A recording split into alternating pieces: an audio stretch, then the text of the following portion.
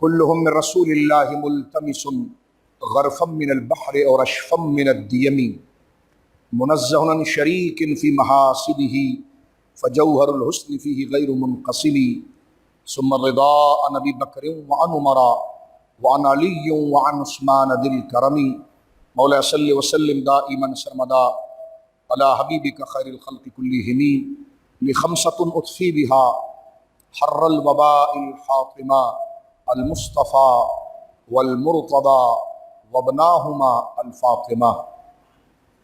ان کے مولا کے ان پر کروڑوں درود، ان کے مولا کے ان پر کروڑوں درود، ان کے اصحاب و عطرت پہ لاکھوں سلام۔ پارہائے صحف غنچۂ قدس، پارہائے صحف غنچۂ قدس، اہل بیت نبوت پہ لاکھوں سلام۔ آب تطہیر سے جن کے پودے جمے، آب تطہیر سے جس میں پودے جمے، آب تطہیر سے جس میں پودے جمے، اس ریاض نجابت پہ لاکھوں سلام۔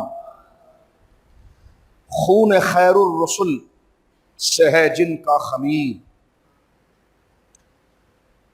خون خیر الرسل سے ہے جن کا خمیر، ان کی بے لوث طینت پہ لاکھوں سلام۔ جس کا آنچل نہ دیکھا ماہ و مہر نے، جس کا آنچل نہ دیکھا ماہ و مہر نے، اس ردائے نزاہت پہ لاکھوں سلام۔ سیدہ زہرا طیبہ طاہرہ، سیدہ زہرا طیبہ طاہرہ، جان احمد کی راحت پہ لاکھوں سلام۔ مرتضیٰ شیر حق، مرتضیٰ شیر حق اشجع الاشجعین، ساقی شیر و شربت پہ لاکھوں سلام۔ اصل نسل صفا، اللہ اکبر، اصل نسل صفا وجہ وصل خدا، اصل نسل صفا وجہ نسل خدا، باب فصل ولایت پہ لاکھوں سلام۔ شیر شمشیر زن شاہ خیبر شکن، شیر شمشیر زن شاہ خیبر شکن، پرتوئے دست قدرت پہ لاکھوں سلام۔ ماحی رفظ و تفضیل و نسب و خروج، اللہ اکبر، ماحی رفظ و تفضیل و نسب و خروج، ماحی رفظ و تفضیل و نسب و خروج، حامی دین و سنت پہ لاکھوں سلام۔ مومنین پیش فتح وہ مومنین پیش فتح و پس فتح سب، اہل خیر و عدالت پہ لاکھوں سلام۔ ایک میرا ہی رحمت پہ دعویٰ نہیں، شاہ کی ساری امت پہ لاکھوں سلام۔ اللہ کی حمد و ثنا نبی محترم، نبی معظم، باعث تخلیق ارض و سما صلی اللہ علیہ وآلہ آلہ وصحبہ وبارک وسلم کی بارگاہ مقدسہ میں انتہائی محبت و عقیدت کے ساتھ درود و سلام پیش کرنے کے بعد تمام تعریف اللہ وحدہ لا شریک کے لیے ہے۔ آج کے جمعے کو مناسبت حاصل ہے سیدہ اہل الجنہ بطول زہرا خیر النساء العالمین سیدہ فاطمۃ الزہرا صلوات اللہ علی ابیہا وعلی بالہا وابنیہا وعلیہا کے مبارک و مقدس ذکر کے ساتھ سیدہ فاطمۃ الزہرا رضی اللہ تعالی عنہ خیر النساء، بی بی پاک سیدہ پاک رضی اللہ تعالی عنہ کا مرتبہ اور مقام ہے ہی ایسا کہ جن کا ذکر جمعوں کے خطبوں میں کیا جائے، اور یہ وہ ذکر پاک ہے جو قبر کے اندھیروں میں اجالا ہے اور حشر کی بے چینیوں کے اندر تسکین ہے۔ سرکار دو عالم صلی اللہ علیہ وسلم کا فرمان جو حدیث پاک کے اندر ہے کہ من احبنی واحب ہذین واباہما وامہما کان معی فی درجۃ یوم القیامہ، کس قدر سعادت ذکر کی گئی۔ فرمایا کہ جو مجھ سے محبت کرے، محبت جو مجھ سے محبت کرے، محبت کا معنی ہوتا ہے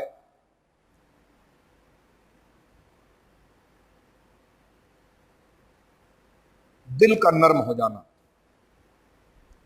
اور ایسا نرم ہو جانا کہ اپنی تمام تر نسبتوں پر، اپنے تمام تر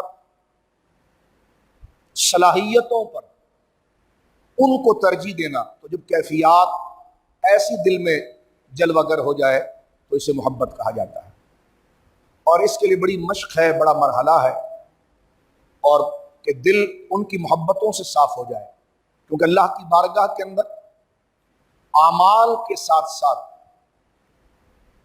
کچھ ہستیاں اس کے محبوب ایسی ہیں کہ جن کی محبت کو نمازوں کی قبولیت کی سند قرار دیا گیا۔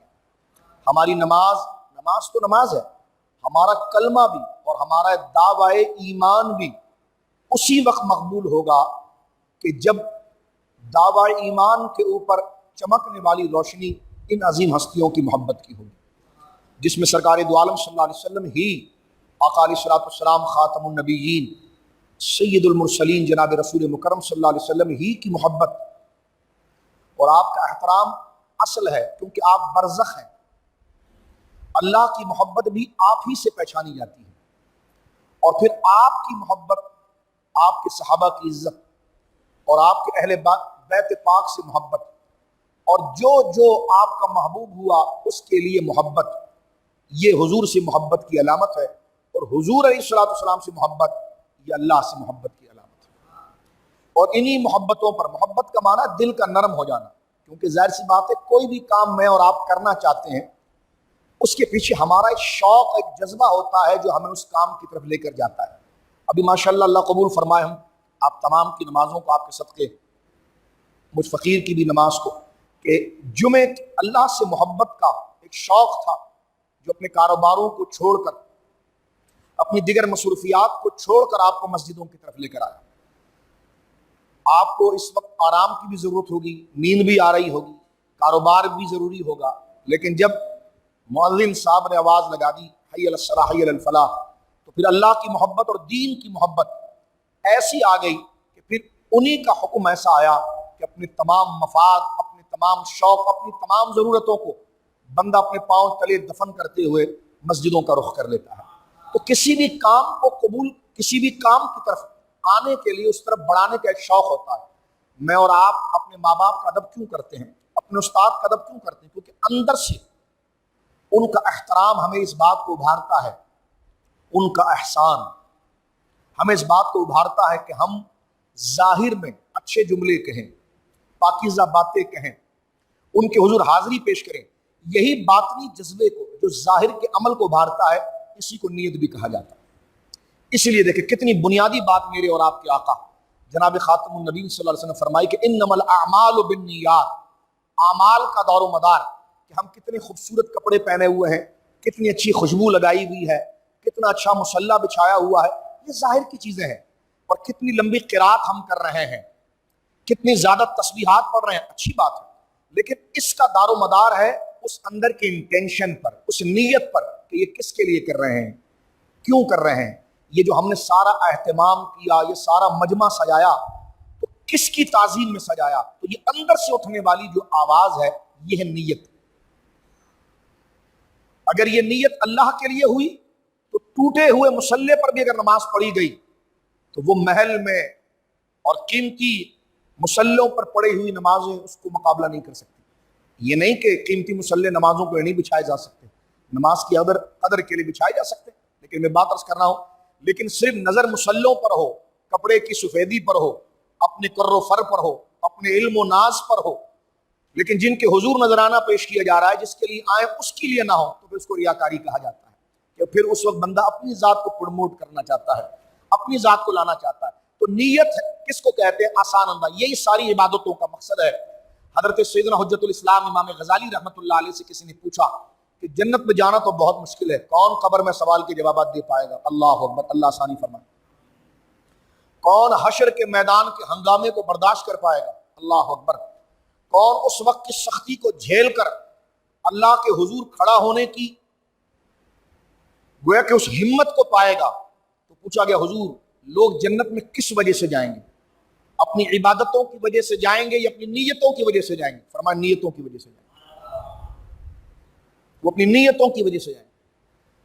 ان کی نیتیں اللہ کے لیے بڑی پاکیزہ تھی کہ اپنے بچوں کو وہ اللہ اس کے رسول اور اس کے رسول کے اہل بیت اور صحابہ کے لیے بھول گئے، لیکن ایسا نہیں کر پائے جیسا کرنا تھا، لیکن اللہ اجر ایسی عطا فرمائے گا جیسی ان کی پاکیزہ فکر تھی، پاکیزہ نیت تھی۔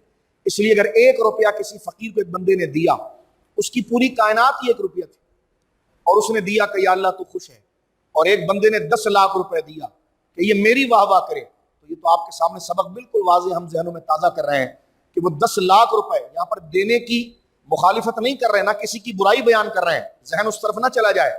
ہم بتا رہے ہیں کہ اجر کا دار و مدار کس پر ہے، کہ اگر 4 آنے بھی کسی کو دیے اور اللہ کے شوق میں جھوم کر دیے اور کروڑوں روپے بھی دیے لیکن اپنی کر و فر کے لیے دیے، تو وہ 4 آنے ان کروڑوں پر بڑھ جائیں گے، کیونکہ اللہ کی بارگاہ میں کوانٹٹی نہیں دیکھی جاتی، اس نیت کی کوالٹی دیکھی جاتی ہے۔ یہی وہ چیز ہے، تو لہٰذا محبت ایک نیت کا نام ہے، اس کو آپ دوسرے ذہن میں لیں۔ میں اگر آپ کے ادب کے لیے آگے بڑھوں، آپ کا اکرام اگر میرے سامنے نہ ہو، آپ کی حیثیت میری نظر میں نہ ہو، آپ کا مقام نہ ہو، بس بھیڑ چال کے اندر سب آپ سے مل رہے ہیں، میں بھی مل رہا ہوں، تو یہ ایسی رسم تو ہو سکتی ہے، محبت نہیں ہوتی۔ محبت تو وہ ہوتی ہے جو کھینچ کر خود لے کر جاتی ہے کہ تجھ سے در در سے سگ سے ہے مجھ کو نسبت، میری گردن میں بھی ہے دور کا ڈورا تیرا، اس نشانی کے جو سگ ہے نہیں مارے جاتے، حشر تک میرے گلے میں رہے پٹا تیرا۔ تو یہ دیکھیں علمی کرو فر سب ایک طرف رہ گئے، لیکن محبت ایسی تھی کہ وہ ہر چیز کے اوپر آ کر کے مجھ کو رسوا بھی اگر کوئی کہے گا تو یوں ہی کہ وہی نہ وہ رضا بندہ رسوا تیرا، رضی اللہ تعالیٰ عنہ۔ تو سرکار غوث اعظم، ظاہر سی بات ہے غوث اعظم سے محبت حضور کے لیے ہے، کہتے آپ بندوں سے محبت کر رہے ہیں، تو ہم نے کہا اللہ نے خود بندوں سے محبت کا حکم دیا ہے، وَمَن يُعَظِّمْ شَعَائِرَ اللَّهِ فَإِنَّهَا مِن تَقْوَى الْقُلُوبِ، جو ہماری نشانیوں کی تعظیم کرتا ہے اسی کے دل میں تقویٰ ہے۔ تقویٰ کس کو کہتے ہیں؟ تقویٰ اصل ایمان کو کہتے ہیں، اصل معرفت الہی، جو خدا کو جان لے کمال کے ساتھ، اور اپنی پستی کو جان لے اور اس کی بلندی کو جان لے، جیسے جاننے کا حق ہے، اسی کو معرفت کہتے ہیں، اور اسی کا نام تقویٰ ہے۔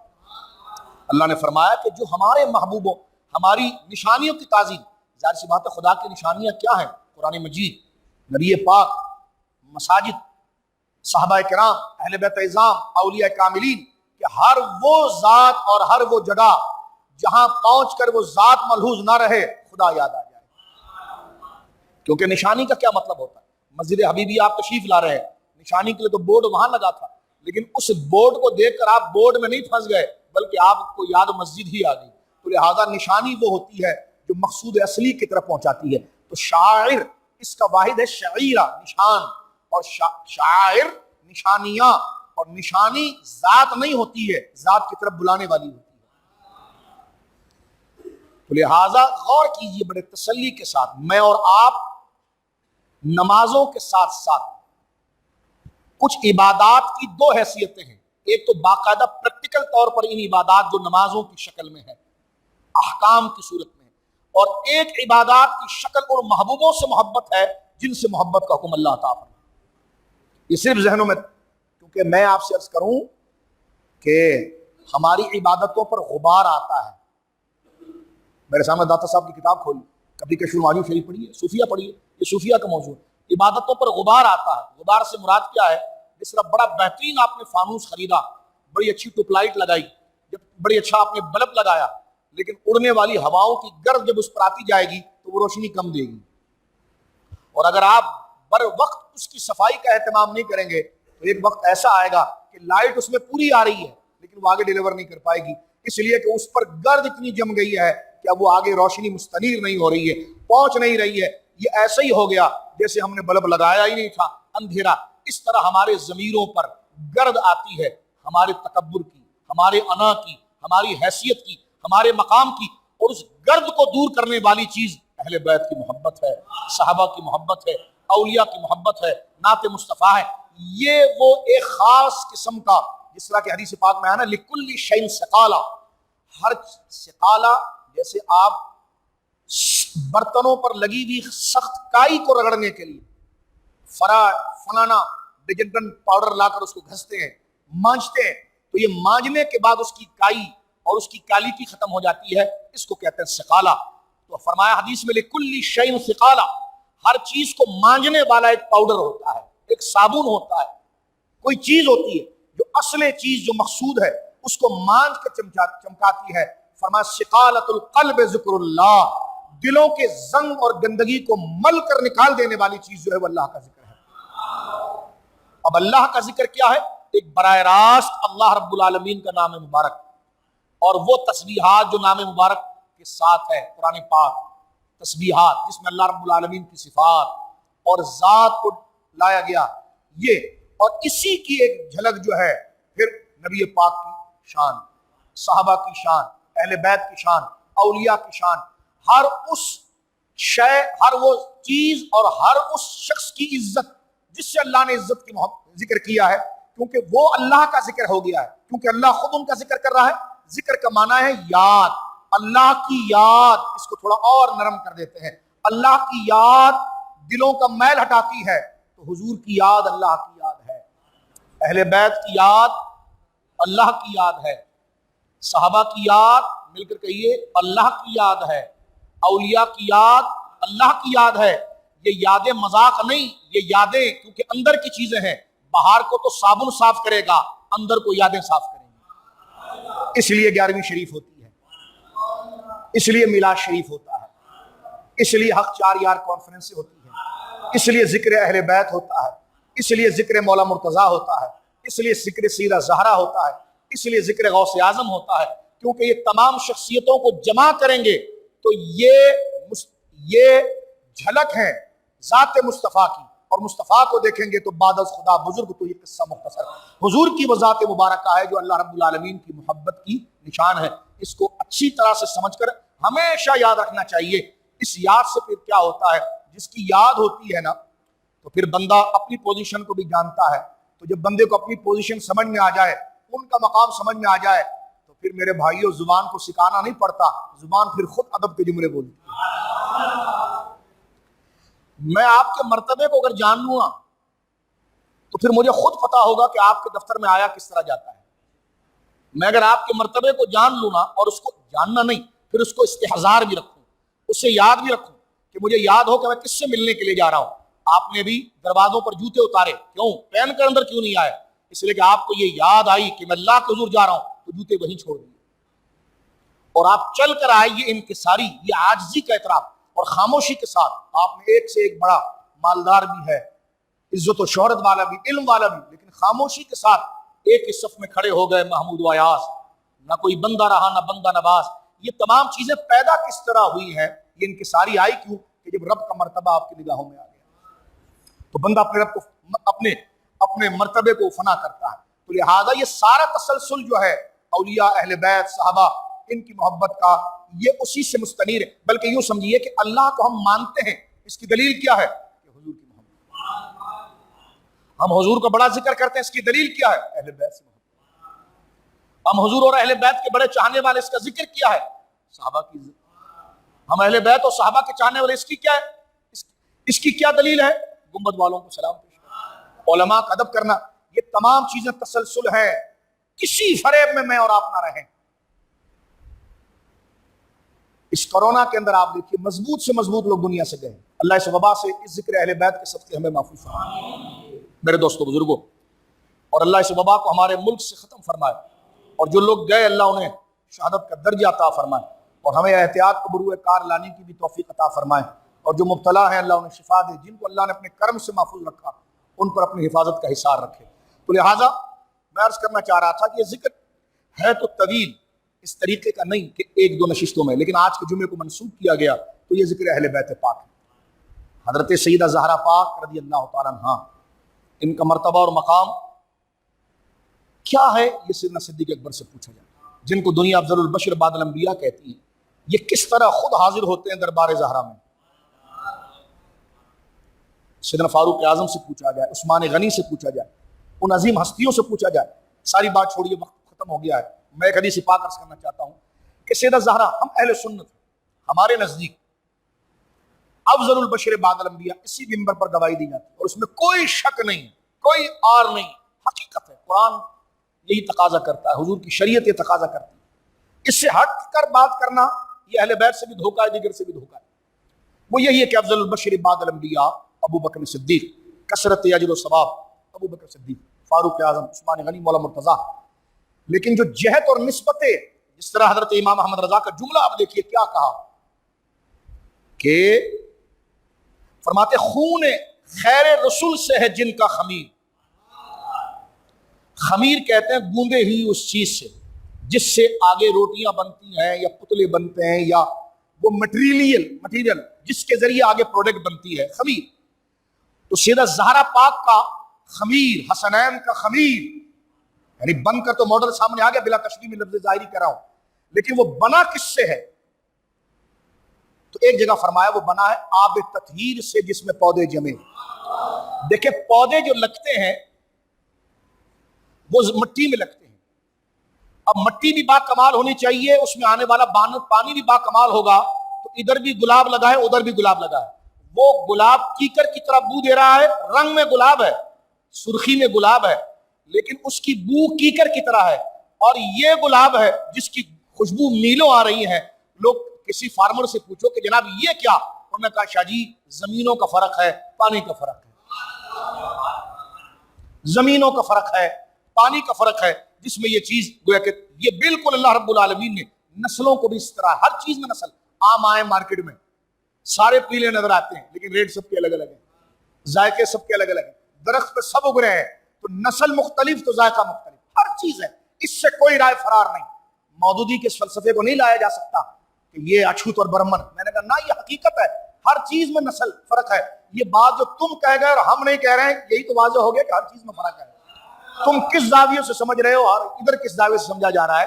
یہی تو فکریں بھی تبدیل ہوتی ہیں یہ مزاج کے ساتھ. اب ذرا غور کیجئے اس پر میرے دوستو بزرگوں، کیا فرمایا؟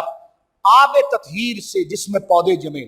اہل بیت پاک، یہ میں وقت نہ ہونے کی بنا پر یہ پورے شعر قرآن کی کئی آیات اور کئی احادیث اور امت کی تفہیم کے مجموعے کو جمع کر یوں سمجھ لیجئے، بظاہر جس کو ہم کہتے ہیں کہ سمندر کو کوزے میں جمع کرنا، کیسے امام احمد رضا بات کرتے ہیں. فرما آب تطہیر، آب کہتے ہیں فارسی میں پانی کو، تطہیر کہتے ہیں پاکیزگی کو، پاکیزہ. فرمایا آب تطہیر سے جس میں پودے جمے، یعنی جس باغ میں پودے بنے ہیں وہ باغ میں پانی جو ڈالا گیا ہے وہ پانی انتہائی پاک ہے. وَيُطَّهِرَكُمْ تَطْهِيرًا جس کو قرآن کہہ رہا ہے. فرماتے اس ریاض نجابت پہ لاکھوں سلام. ریاض کہتے ہیں باغ کو، گارڈن کو، نجابت کہتے ہیں بزرگی کو، نجابت کہتے ہیں بزرگی کو. اب فرمایا آب تطہیر سے جس میں پودے جمے. ابھی ایسا بھی نہیں کہ اسی اردو نہ جانتے اور سبحان اللہ نہ کہیں. ان کے ذکر پر سبحان اللہ نہ ہو تو پھر کس کے ذکر پر ہو؟ یہ روحانی قبض ذہن سے نکلنا چاہیے. آپ کہیں گے نہیں ہمیں نہیں سمجھ میں آنا. ہم نے کہا ہم اپنی کوٹھڑی میں بیٹھے ہوئے آئے، ہمارے پاس بیٹھیے، ہم آپ سے باتیں کرتے ہیں، کچھ آپ ہم سے بات، لیکن اس یاد کو جگائیے. آپ دیکھیں آب تطہیر سے جس میں پودے جمے، اس ریاض نجابت پہ لاکھوں سلام. سیدہ زہرا پاک کے مرتبے کو جو حدیث کا خلاصہ ہے، خون خیر الرسل سے ہے جس کا خمیر. جو ہاتھ ملا لیں اور صحابی ہو جائیں، حالت ایمان میں ہاتھ ملا لیں صحابی ہو جائیں، مرتبہ ان کا یہ ہو جائے کہ ان کی سواری کی ناک پر بھی اگر مٹی لگے، ہماری فرض نمازیں ان کا مقابلہ نہ کرے، تو جو صحبت پا کر ایمان میں اس درجے پر پہنچے کہ وہ ان کی سواریوں کی سوموں پاؤں کی کھروں کی عظمت اتنی بڑھ جائے، تو جو خون خیر الرسول سے جن کا خمیر، اس سیدہ زہرا پاک کی عظمت و مقام. آپ اس کو دیکھیے ذرا، یہ کوئی عام ذکر نہیں ہے، ان کا ذکر اللہ نے کیا ہے. انما یرید اللہ لیذھب عنکم الرجس. وہ کیا تھا ادھر، کیا تھا جب آیت مباہلہ سورہ آل عمران کی آئی، جب نجران کے عیسائیوں کے ساتھ مناظرہ طے پایا اللہ کی وحدانیت پر، حضور نے جب ان کو دلائل دیے، کیونکہ مباہلے سے پہلے مناظرہ ہوتا ہے، جب ان کے سامنے اللہ کی یکتائی کی دلیل دے دی تو وہ نہ مانے، تو اب مباہلہ ہو گیا کہ ٹھیک ہے تم اپنے بچوں کو لاؤ، ہم اپنے بچوں کو لاتے ہیں، تم اپنے بیٹوں کو لاؤ، ہم اپنے بیٹوں کو لاتے ہیں، تم خود بھی آؤ، ہم بھی آتے ہیں. تو ادھر سے کون تھا؟ سیدنا مولا مرتضیٰ رضی اللہ عنہ، حسنین کریمین، سیدہ زہرا پاک اور حضور خود. اب آپ دیکھیے کہ جب یہ ہستیاں پنجتن پاک میدانے میں تشریف لائیں، تو وہ لوگ مباہلے، کیونکہ مباہلہ ہوتا ہے ایک دوسرے پر بد دعا کرنا، یعنی جب دلیل قائم کر دی آپ نے کسی آدمی پر، مسئلے پر، اب وہ تسلیم نہیں کرتا، ثم نبتہل، پھر تم جناب جو ہے کہ وہ دعائے ضرر کر کے، اگر میں خدا نخواستہ اس مسئلے میں جھوٹا ہوں تو اتنے دن میں اللہ کا عذاب مجھ پر آئے اور تو بھی یہ جملہ کہے. تو یہ اپنے لیے بددعا کی جاتی ہے. یہ قرآن میں موجود, اس کو کہتے ہیں مباہلہ. لیکن یہ مناظرے کے بعد ہوتا ہے, دلیل پہلے قائم آپ کریں گے, اس کے بعد دلیل تو حضور نے اپنے مناظرے میں قائم کر دی, جس طرح کہ اکثر ہم بیان کر چکے ہیں نجرانی کے عیسائیوں کے ساتھ, وہ لاجواب ہو گئے. اب جب میدان عمل میں مباہلے کی بات آئی تو مباہلے میں قرآن نے کہا کہ محبوب پھر ان کو کہے تو کہ تم اپنے بیٹوں کو لاؤ, میں اپنے بیٹوں کو لاتا ہوں, تم خود آؤ میں خود آتا ہوں. تو ادھر سے حضور علیہ السلام کی گود میں امام حسن ہے, امام حسین ہے, مولا مرتضیٰ کی گود میں امام حسن ہے, سیدہ زہرا پاک ہے. حضور نے ان کو چادر مبارک میں لے کر فرمایا اللہم ہؤلاء اہل بیت, یا اللہ یہی میرا وہ گھرانہ ہے جس کو میں تیری توحید کی صداقت کے لیے سامنے لے کر آیا ہوں. اب بات یہاں پر ہم ختم کرتے ہیں, اس کو سمجھنے کی کوشش کریں. یہ لطیفے نہیں ہیں, یہ قصے کہانیاں نہیں ہیں, یہ قرآن اور دین کی مقبولیت کی حقانیت ہے جو تواتر کے ساتھ آئی, قرآن میں موجود ہے سورہ آل عمران میں. اور میں بات کو یہاں پر ختم کر دینا چاہتا ہوں کیونکہ نماز کا وقت بالکل قریب آیا, ورنہ میری ماں سیدہ عائشہ نے سیدہ زہرا پاک کی بارگاہ میں انشاءاللہ وہ یوم پاک جب قریب کریں گے تو میں اس میں کچھ گزارش عرض کرنا چاہوں گا آپ سے. اب آپ دیکھیں سامنے نجران کے عیسائی آئے, وہ ہزاروں سال سے روم پر حکومت کر رہے تھے, وہ دیوانے پاگل نہیں تھے, روم سب سے بڑی سیولائزیشن تھی. اب آپ دیکھیں نجران ان کے ترجمان تھے, جب وہ سامنے آئے تو ان میں ایک سب سے بوڑھا جس کو پکڑ کر لایا گیا, اس نے جب اپنی چادر سے منہ ہٹا کر حسنین کے چہرے کو دیکھا تو چیخ پڑا. اس نے کہا نہ کرنا مباہلہ, نہ کرنا. ان کے بڑے جو کر و فر والے نوجوان تھے انہوں نے کہا تمہیں کیا ہو گیا, تم تو ہمارے مقتدا ہو, تم پر بھروسہ کر کر تو ہم اپنے دین کی بھلائی کے لیے یہاں پر اپنی جان کے لیے کھڑے ہوئے. کہہ رہے پگلو ہٹ جاؤ یہاں سے, یہ بڑے تو بڑے ہیں, ان بچوں کے چہروں پر میں وہ چیز دیکھ رہا ہوں کہ یہ کیا کہہ رہے ہیں, یہ پہاڑ کو حکم دے دیں تو پہاڑ ابھی چلنا شروع ہو جائے گا. اور علماء کی تحقیقات میں یہ جزیہ بھی آتا ہے کہ جس بندے نے یہ بات کی تھی اس کو بھی خدا نے ایمان نصیب کر دیا. یعنی اور یہ صوفیہ کی جھلک یہاں پر فرمایا, حسنین کا جو مرتبہ ہے اس کی جھلک, وہ بچوں کو نہیں, ان پر جو تجلیات تھی اس بوڑھے کی نظر میں جو واضح ہوا تو وہ حیران ہو گیا. اس نے کہا جناب ایسے وہ انوار جو ہم نے کبھی نہ دیکھے جو نظر آتے ہیں, یہ تو اگر سورج کو حکم دے تو سورج زمین کی طرف آ جائے, ان کا مقابلہ کون کر سکتا ہے. یہ مرتبہ اور مقام قرآن مجید میں حضرات حسنین کریمین کا گویا کہ ذکر. اور جو ان کی اولاد میں, ایک بات میں عرض کر دیتا ہوں بات ختم کرتے ہوئے, حضرت امام جعفر صادق کی بیوی رضی اللہ تعالیٰ عنہا اور میرے آقا سرکار موسیٰ کاظم کی امی جان, یہ اٹلی کی تھی. اٹلی ہے نا موجودہ اٹلی, روم, اٹلی, سمجھ رہے ہو, ایسا نہیں جھائلوں کی طرح منہ بند کر کے بیٹھے ہیں, سمجھ کس کا ذکر ہو رہا ہے. روم کی تھی وہ, اور وہ زمانہ جہاد کا تھا. روم جب فتح ہوا یا وہاں کے علاقے فتح ہوئے تو وہاں پر مرد اور عورتیں بکتی تھی. وہ بندہ جب سیدنا موسیٰ کاظم کی والدہ ماجدہ رضی اللہ تعالیٰ عنہا, علماء نے یہ لکھا کہ وہ عمر کے اس درجے میں تھی جس طرح کہ 8 سال یا 7 سال کی عمر تھی. وہ جب ان کو یعنی بظاہر جس کو کہتے ہیں کہ جناب قیدیوں میں آئی, لیکن وہ باندی نہ بنائی گئی, لایا گیا. جس بندے کے پاس وہ تھی وہ بندہ مدینہ شریف پہنچا اور اس نے آ کر سرکار امام باقر سے کہا, آپ کے مریدوں میں سے, اس نے کہا کہ حضور میں نے آپ کی صحبت میں فراست اور انوار الہی اور الہام اور مراقبے کی انوار کو جو میں نے سمجھا اور جو کبھی آپ کی صحبت میں جھلک دیکھا, حضور میں حیران ہوں کہ بربر آج بھی آپ اٹلی کے اندر بربر کا علاقہ دیکھیں تو وہاں کے لوگ سب سے حسین اور خوبصورت ہیں. فرمایا وہ بربر کے علاقے سے میں کچھ لوگوں کو لایا ہوں, لیکن میں حیران ہوں کہ ایک بچی ہے, رات کا خیمہ ہوتا ہے, لیکن رات کو جب میں نکل کر اپنے خیمے سے دیکھتا تو یوں لگتا ہے جیسا چاند اس خیمے میں اتر آیا ہے. کہا مجھے سمجھ میں نہیں آتا کہ یہ انوار کیا ہیں. حضرت امام باقر نے مراقبہ فرمایا اور پھر رو کر فرمایا کیا قیمت ہے اس کی. کہا حضور کیا قیمت ہے, میں بھی آپ کا وہ بھی آپ کی. فرمایا کہ وہ ہمارے حوالے کریں. دے دیا گیا. ان کا نکاح امام جعفر صادق سے کرایا گیا اور پھر حضرت موسیٰ کاظم پیدا ہوئے. تو دیکھیے کہ یہ تو نسل ہے, لیکن جن سے نسلیں چلانی بھی تھی تو خدا نے ان کو ان کے خیموں کو بھی ان انوار سے بھر رکھا تھا. یہ مقام ہے سرکار حضرت موسیٰ کاظم کی والدہ ماجدہ. بولیے سبحان اللہ. اور انہی کے نسل پاک سے پھر سرکار میرے آقا مولا امام علی رضا تشریف لائے, سرکار امام تقی تشریف لائے, سرکار امام نقی تشریف لائے, سرکار امام حسن عسکری تشریف لائے. تو یہ ہے وہ آب تطہیر سے جس میں پودے جمے, اس ریاض نجابت پہ لاکھوں سلام۔ یا اللہ ہمیں بھی وہ جھلک اہل بیت کی عطا فرما دے تاکہ پھر ہم ایمان پر ثابت قدم رہیں۔ حضرت داتا صاحب لکھتے ہیں کہ امام اعظم سے کبھی خطا نہ ہوئی، کیوں کہ وہ حضور کے قرب میں ایسے پہنچے تھے کہ حضور کی صفات میں مئو ہو گئے۔ میں نے کہا جو حضور کی صفات میں مئو ہو جائے، وہ 80 ہجری میں پیدا ہو اور صحابی نہ ہو، اہل بیت نہ ہو، لیکن حضور کی صفات کا مظہر ہونے سے خطا سے وہ محفوظ ہو جائے، جو خون جگر ہو، بضع رسول ہو، اللہ اکبر، ان کا مرتبہ اور مقام کیا ہو۔ اس کو دیکھنے کے لیے منزل ہی صوفیہ کی ہے۔ اس کے لیے کبھی داتا صاحب کو پڑھیے، کبھی بابا صاحب کو پڑھیے۔ اللہ اکبر۔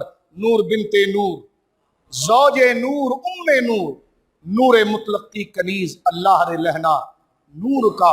اللہ رب العالمین ہمیں تمام اہل بیت پاک صحابہ کرام کے ادب کی توفیق اور ان کے احترام کی توفیق، اور کبھی ایسی کوئی حرکت سرزد بھی ہو جائے تو لوٹ کر پھر ان کے مقام کی طرف آنے کی اور ان کے مقام کو سمجھنے کی اللہ توفیق عطا فرمائے۔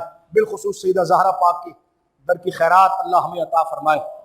اے جنت البقیع تو خوش نصیب ہے کہ جس پہ سیدہ آرام فرما رہی ہیں، سیدہ کائنات جن کا دل حضور کا دل ہے، جن کی طبیعت حضور کی طبیعت ہے۔ یہ کسی صوفی سے جا کر کبھی سمجھنا کہ جو یہ کہا حضرت سیدہ عائشہ نے کہ طبیعت میں بھی ویسی تھی، مزاج میں بھی، عادت میں ویسی تھی، کلام میں ویسی تھی، سیرت و مزاج میں ویسی تھی، اس کو مولوی کس نظر سے دیکھتا ہے اور جو پہنچ گئے ہیں مقام پر وہ کس نظر سے دیکھتے ہیں۔ اللہ رب العالمین ہمیں پنجتن پاک، چار یار، صحابہ کرام سب کے ادب کی توفیق عطا فرمائے۔ یہی ہماری غلامی کی نسبت ہے۔ یہ آج کیونکہ یوم تھا اس لیے کچھ منٹس میں نے لیے ہیں۔ اللہ رب العالمین اس کا بہترین اجر ہم تمام کو عطا فرمائے۔ وآخر دعوانا